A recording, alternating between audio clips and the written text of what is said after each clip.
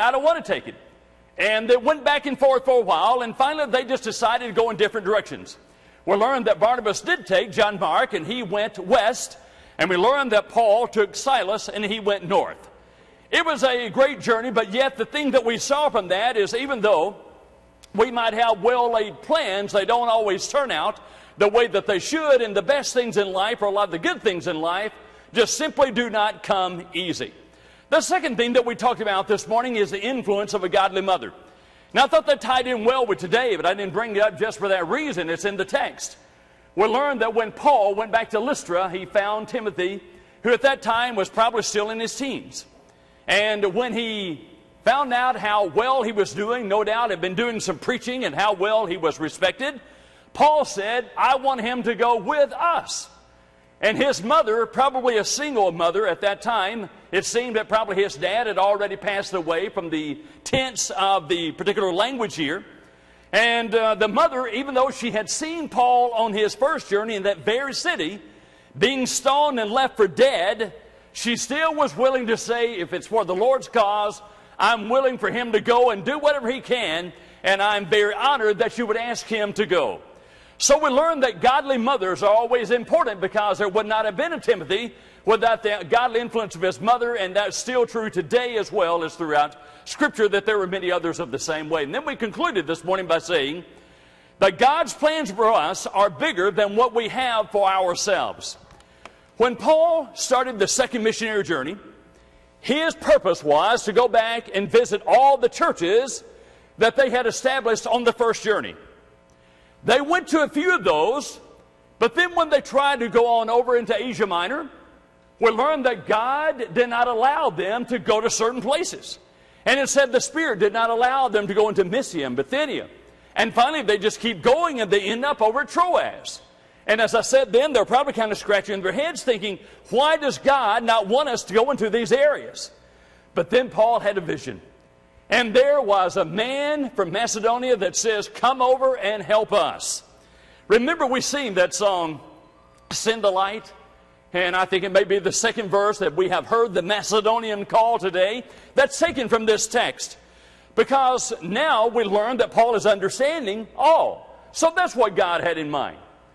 That was never Paul's intent, at least on this trip, to go over into Europe. He and I planned to go over to Philippi and the other places that were there, but God had other things in mind.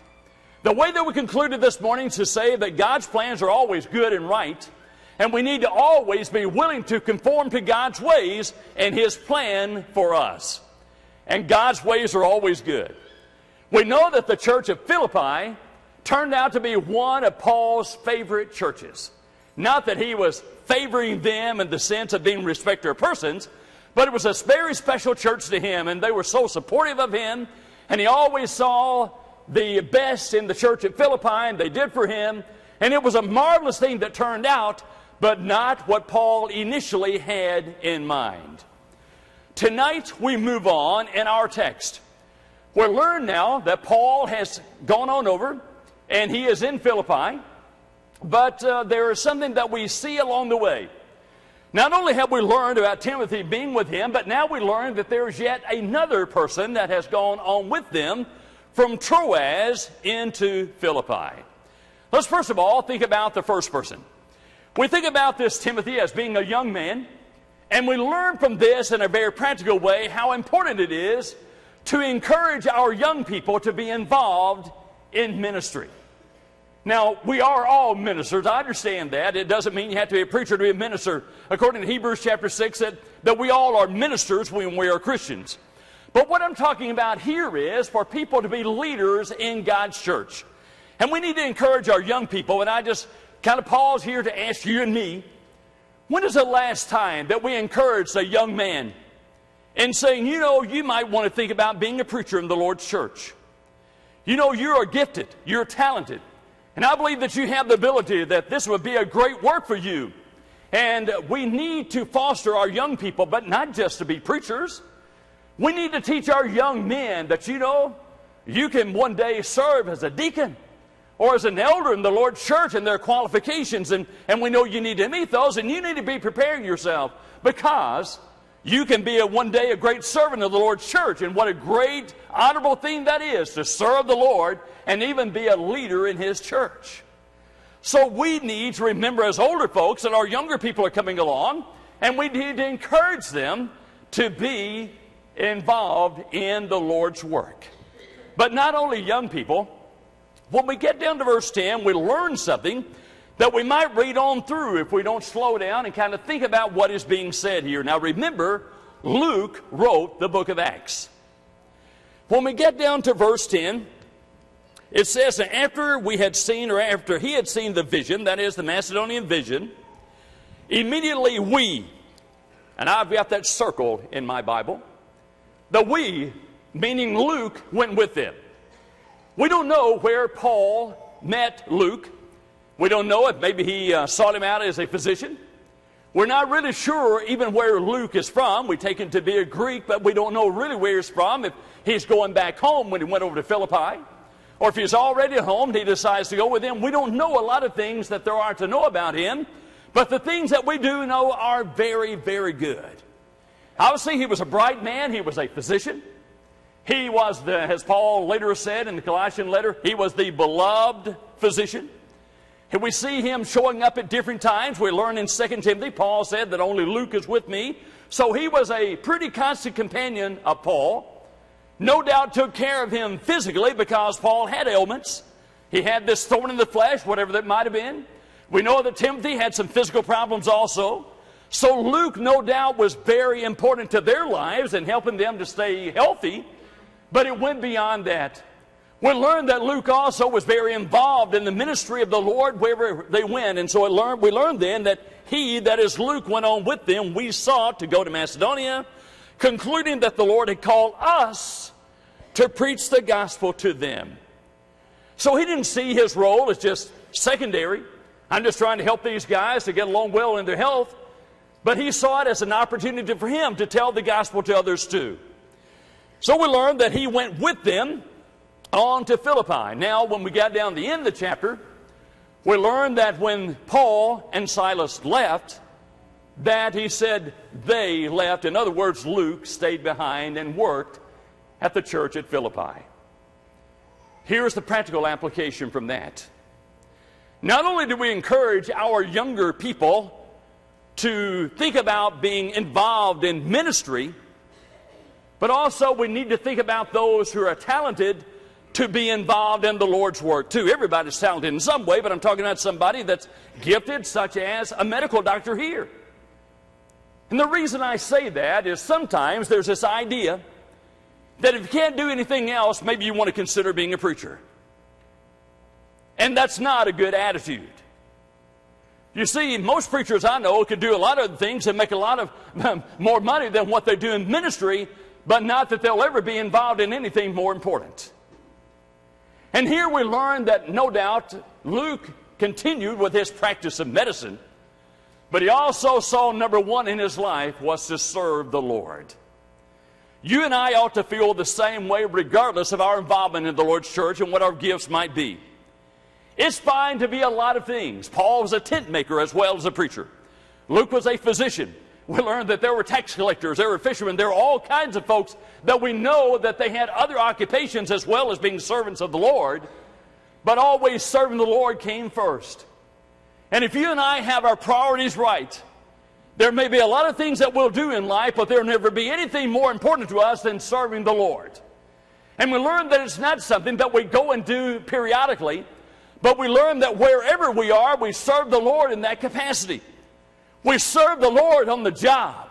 We serve the Lord in school. We serve the Lord wherever we are. And we're always to be shining lights for Him. And God always has to be number one wherever we are in life. And we never forget that. And we always need to encourage others to be involved in ministry in such a way too. As we get to the next part of our text, we learn about the first converts in Philippi. Read with me now, beginning with verse 13. They are there, and it says the Sabbath day came along. Now, you know the Christians worshiped on the first day of the week, Acts 20, verse 7. But the people that had any connection, maybe with Old Testament law, they're still meeting on the seventh day of the week. And as it was, usually when Paul went to a place, he would enter the synagogue first. And he would teach them. And many times he was able to win them to the Lord, but that's where they were. People that were interested in spiritual things, he knew he was going to find them there.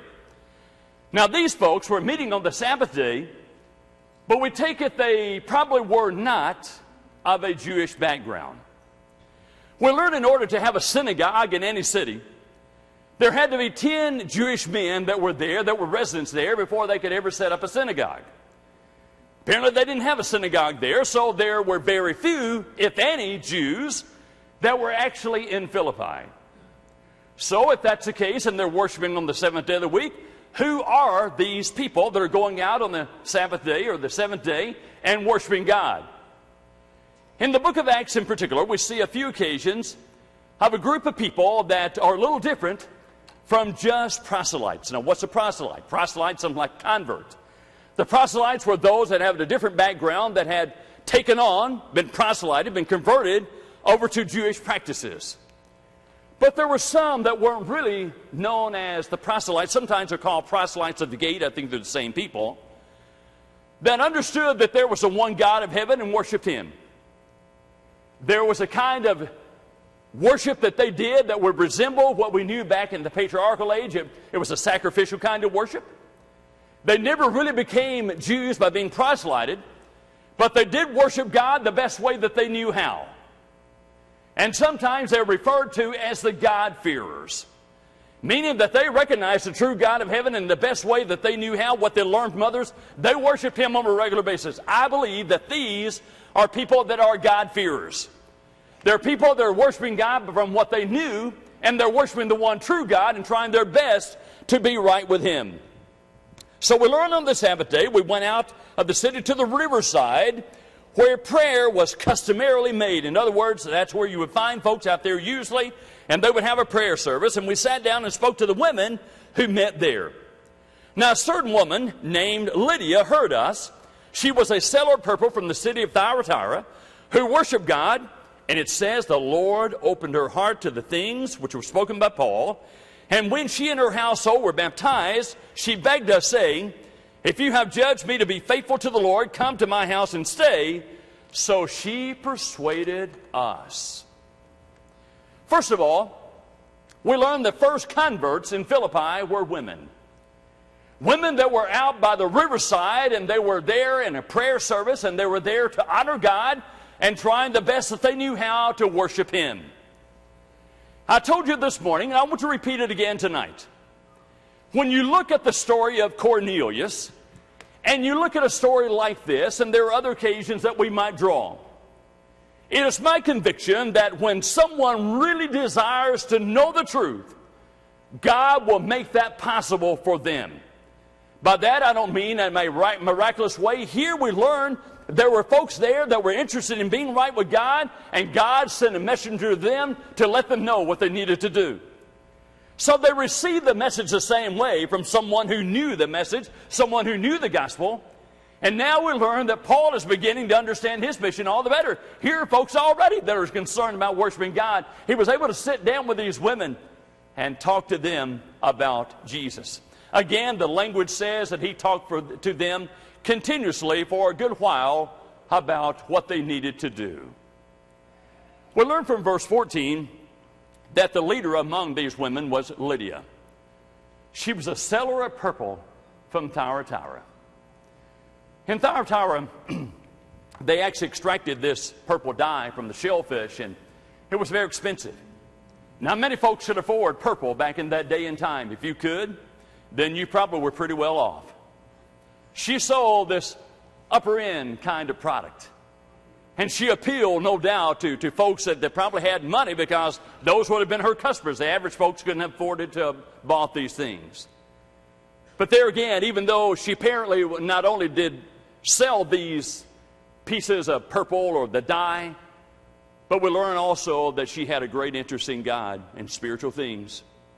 And as we said a moment ago, it seemed that that was the most important thing in her life. Every now and then I challenge you and me by asking us what's the most important thing in our lives. You say, well, we're here on Sunday night. Doesn't that pretty well speak for itself? And maybe it does. But I told you there's certain ways that we can find out. We talked about this last Sunday night. How do you feel in your heart about spiritual things? Look at your checkbook. How do you spend your money? Some of the things that we do in everyday activities, when you have a little spare time, what do? Those are things that are pretty good indicators of how we look at what's really important in life. Lydia was a successful businesswoman. And yes, let me go ahead to say this as a kind of sidebar. Even though she became a Christian, we don't find any indication that she had to give up being a business lady because of that. But still, she had her priorities right. You can make a lot of money in this world if you have the right tools of doing so, and nothing wrong with that. But we are warned time and again about putting our trust, or not putting our trust, I should say, in riches. God knows if there's one thing that tends to turn our heads, it's probably material things. But here, although that apparently she was pretty well off, money didn't turn her head. She always kept her eyes pointed toward heaven. And you and I need to be the same way. But it's not having a lot. It can be having a little or falling in love with the things of this world. And they don't necessarily have to be things that concern money per se. But that's a big one. Our eyes ought to always be looking toward Jesus at any time. Lydia, when she heard and when she knew that what she was taught was true, she accepted it. And it said that she and her household were baptized. There are some who think that maybe some of these ladies, or maybe all the ladies, we don't really know, could have been people within her own household, the servants in her house and such like. We don't really know. But the truth is there were others, but we know that in her household that they were all baptized. So there again, she led the way. We talk about men being spiritual leaders, but I guarantee you we've got men in this audience tonight that would not be Christian right now if it were not for the godly influence of your wife. And we've got a lot of good families that would not be the kind of families that they are without the spiritual influence that those women are in, those mothers and those wives are in those families. There again, we see the influence of godly women, and we learn that they were baptized. And not only that, but she started right away to say, look, I want you guys to come to my house. I don't know if Paul was a little hesitant about that. Think about, well, here we men are going to come over to your house. She seemed to have no hesitation about it at all. And no doubt it would have been a better situation than places they would have just stayed in their day. But she said, I want you to come and be with us. But you know, I think that she wanted to show her appreciation, but even more than that, I think she wanted to hear more about Jesus because she was that kind of person. So the church started from a prayer meeting of women down by the riverside that were interested and willing to follow the will of God. It seems like every time something good starts happening, then something negative starts happening too. I mentioned very briefly this morning that can also be true in your spiritual life. It might be that you make this resolution and say, you know, I'm going to start doing better in my life. I'm going to start reading the Bible more. I'm going to take more time for prayer. And I'm going to be more serving in the Lord's service every day. And I'm going to do this and I'm going to do that. And all those things may be very good. But then all of a sudden you think about all these things that start getting in your way. And the kids get sick, and you get sick, and this happens, and that happens. Start having to work over, and all that's a part of life. But I believe that Satan also has his hand in some of those things. I don't believe there's any good work that ever goes unchallenged by Satan because he's in the soul-winning business too. But he's not trying to save our souls. He's trying to destroy our souls. So let's read on down a little more. Now it happened, verse 16, as we went to prayer, that a certain slave girl possessed with the spirit of divination met us, who brought her masters much profit by fortune telling. This girl followed Paul and us and cried out, saying, these men are the servants of the Most High God, who proclaimed to us the way of salvation. And she did this for many days. But Paul, greatly annoyed, turned and said to the spirit, I command you in the name of Jesus Christ to come out of her. And he came out that very hour. Let's pause here for just a minute. This woman is actually possessed by a demon. And there were some folks that realized that that demon within her, as we have read in many other places, had abilities, had knowledge of things, not unlimited knowledge, not that they were omniscient, but had knowledge of things that were beyond the things that happened every day. Now, she wasn't getting out the cards, or she wasn't looking into a crystal ball. It was just that that demon within her allowed her to know some things that just fascinated the people. And not only that, there were some folks that got hold of her and they said, you belong to us now. You're going to be our slave. And we're going to let you continue to do what you're doing. And you can tell all these things, but not without us charging somebody. So you belong to us. And they made a pretty good living off this woman who was possessed by a demon. But like we see in other cases of folks who were possessed by demons, when the Lord or his servants came by, they knew who they were. James chapter 2, we learn that even the demons believe and they tremble, but they never made their lives right with God. Here we learn that she's calling them out every day. Day after day. She said, these men are of God, and they're here to teach you about salvation. You might wonder, well, if that's the case, why did Paul get annoyed? I don't think it was so much so what she was saying, but where the source was coming from.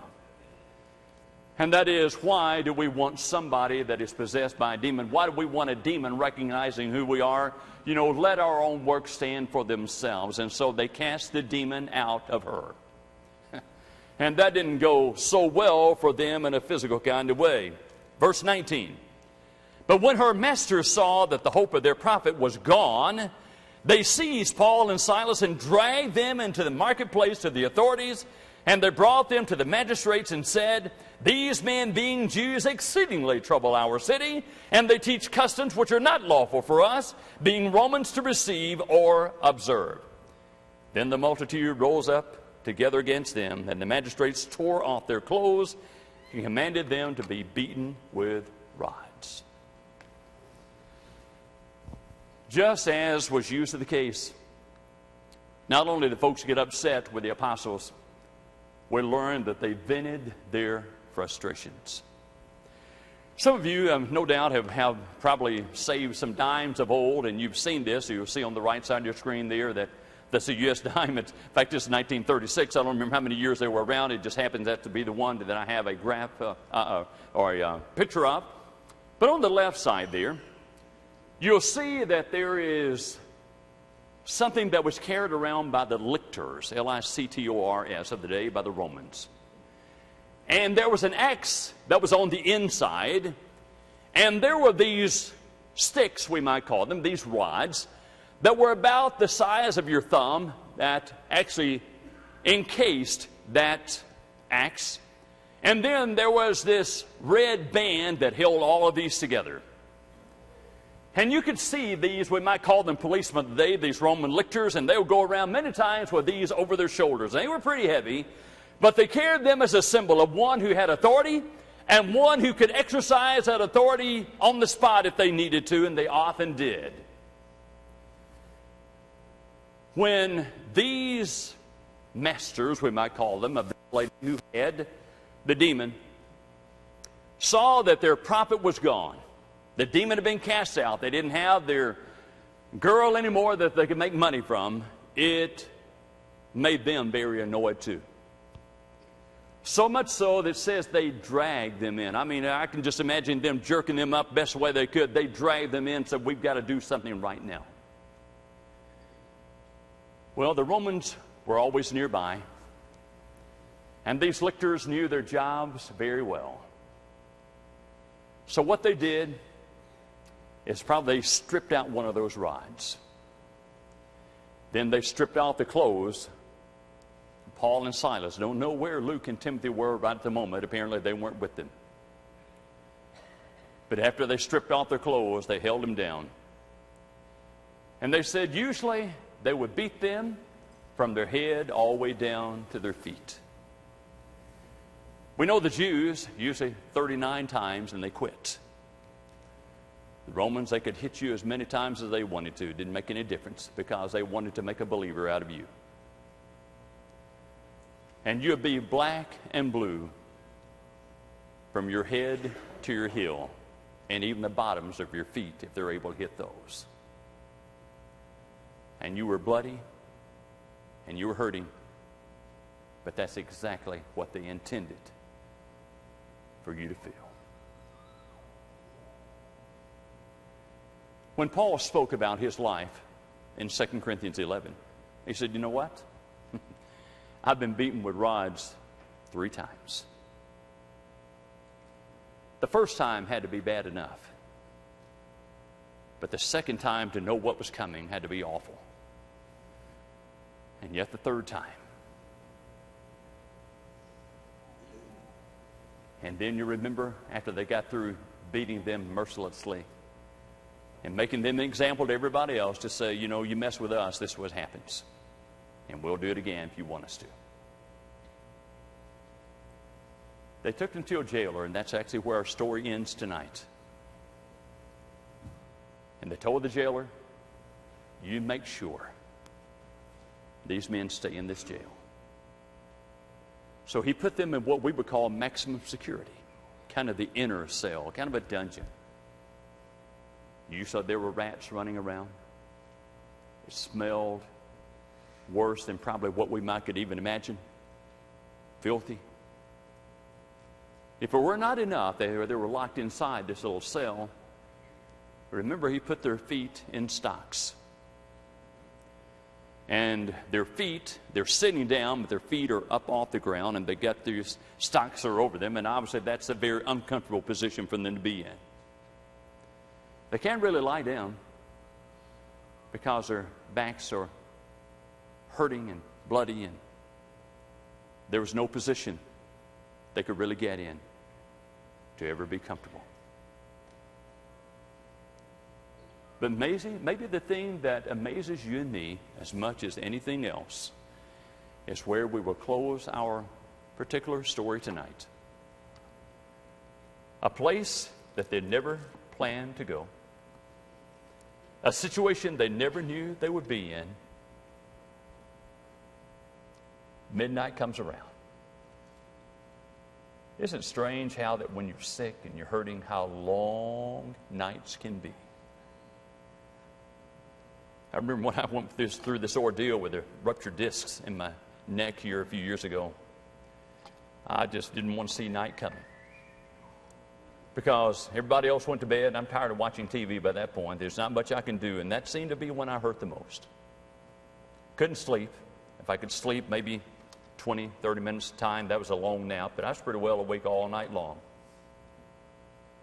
And I'd have those cramps in my trapezoid, and man, I tell you, I'd get down on the floor and I'd roll around. I guess I was a baby. You can call me a baby if you want to. I was hurting. I didn't get Judy up. I guess that's the only thing I can claim. There was one thing good about that. But it was just horrible. But it seemed like that when daylight came, it got a little better. The nights were always long.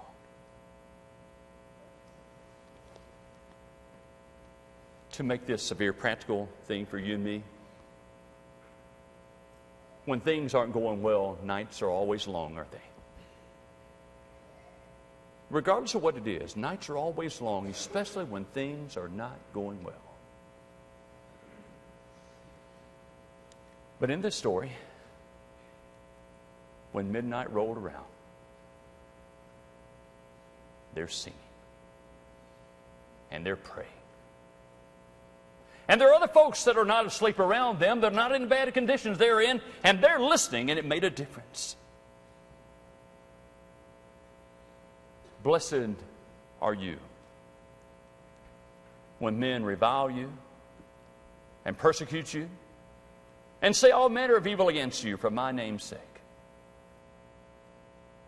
Rejoice and be exceedingly glad, for they persecuted the prophets that were before you, Jesus said, as he is concluding the Beatitudes. How in the world can you rejoice in those things? Because you know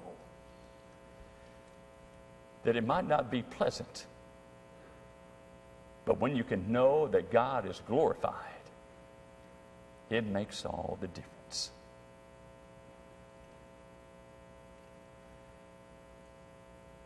God gives us songs in the night.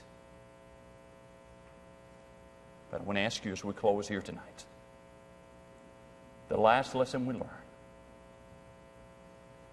How have your nights been lately? Are you dreading them? Do you hate to see the sun go down? Are you worrying? Are you tossing and turning? Are you hurting on the inside? Or in spite of those things, have you found the songs in the night?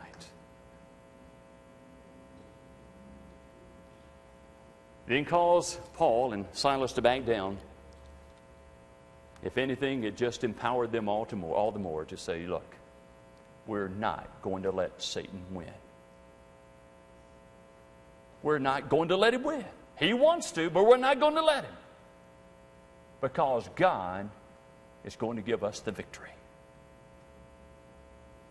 Tonight, God will give you the victory too. But you've got to allow Him to do so. We learned that when the word was spoken to Lydia, God opened her heart. But it's not something God did in a miraculous way. The message was already there. It's just that she allowed God to open her heart by the things that were told. Tonight, you and I need to learn how not to take everything on ourselves and think, well, maybe I can fix it. Maybe I can make it all right. God is the one that can fix it and not ourselves. He's the only one that can give you songs in the night too. Tonight, if you do not have your priorities right, if God is not number one with you, you don't have songs in the night. But you can change that if you let God change you. Tonight, if you're not a Christian, this will be a marvelous night for you to become one. We're going to sing a song of encouragement. If you're subject tonight to the Lord's invitation, would you come? While together we stand and sing.